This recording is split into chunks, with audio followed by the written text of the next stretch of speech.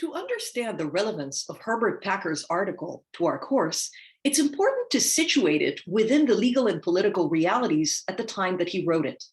In other words, to look at the very turbulent political and legal world of the 60s.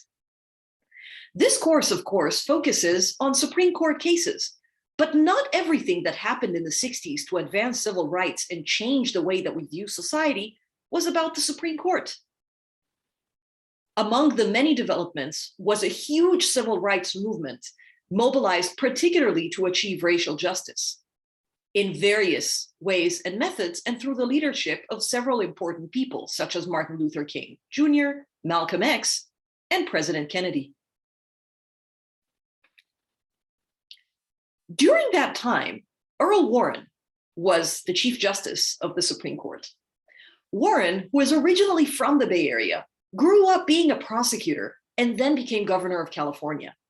You would expect that with that kind of background, he would come into his judicial role emphasizing law and order. But instead, the Warren Court turned out to be a huge protector of the rights of suspects and criminal defendants. This manifested itself in a series of important landmark decisions, which incorporated a variety of provisions from the Bill of Rights against the states. This was crucially important because at the time before incorporation, the Bill of Rights only applied to defendants in federal courts, which are no more than 10% of all criminal defendants in the United States. This was especially important in southern states, in which the legacy of slavery and Jim Crow led to processes that were extremely racially discriminatory and problematic in many important ways. The Warren Court proceeded to apply the Fourth Amendment's exclusionary remedy against the states in Mapp versus Ohio, followed by incorporating the whole Fourth Amendment in Kerr versus California. The 60s also saw the Fifth Amendment privilege against self-incrimination incorporated against the states in Malloy versus Hogan, and the protection against double jeopardy in Benton. Various trial rights encompassed in the Sixth Amendment, most importantly, the right to counsel in Gideon versus Wainwright, were incorporated against the states by the Warren Court. And the Eighth Amendment provision against cruel and unusual punishment was incorporated against the states as well, and is now the backbone of most prison rights and prison conditions litigation in the United States. To this huge project of incorporating the Bill of Rights against the states, there were two notable exceptions. One of them was the Fifth Amendment right to a grand jury. There's a decision from 1884, Hurtado versus California, which was never reversed and does not apply the grand jury provision to the states.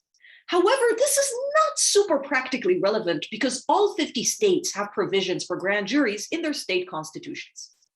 It is important to remember, though, that only about half the states require grand juries for prosecution for certain crimes, and we will talk more about this when we get to our grand jury unit. Also importantly, the Eighth Amendment protection against excessive bail was never explicitly incorporated against the states.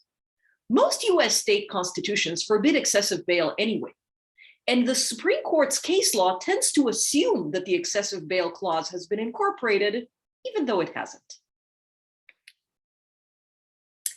After the Warren Court came a big backlash. This manifested itself in deaths and retirements that led to the appointment of 4 new justices by President Nixon.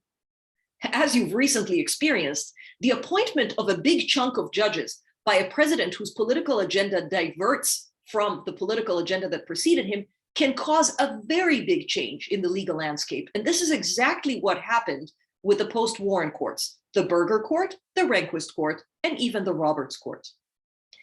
The post-Warren Court's approach to criminal justice can be summarized in 4 themes. The first one is the ultimate mission of the court. The post-Warren Court sees its mission as convicting the guilty and letting the innocent go free, which is why they care a lot about what Herbert Packer called the presumption of guilt. Let's find out if this person is actually guilty, and if they are, we don't want to give them basically a carte blanche to walk away on a technicality. This also means that the post-Warren courts evince a move toward totality of circumstances, which is a standard that grants police and prosecution a lot of flexibility in how they do their job, by contrast to the Warren court's rule-oriented approach. Relatedly, Post-Warren courts show greater faith in the integrity of the police and the prosecution and don't want to intervene in the ways in which law enforcement and the government mechanism exercises discretion. And also relatedly, the post-Warren court shies away from federal interference in states' processes, allowing the states more autonomy in how they conduct their criminal trials. What do we take away from this for the rest of the semester? What you're going to see is that when we read cases from the 60s, they will often be formulations of important bright line rules that protect suspects and defendants. This is a shift from the crime control model over to the due process model, often orchestrated by the Warren Court. Later cases from the 70s onward, authored by the Berger Court, the Rehnquist Court, or the Roberts Court, are going to evince the opposite move, shrinking and eroding due process protections, moving toward more efficiency and more assumptions based on the presumption of guilt.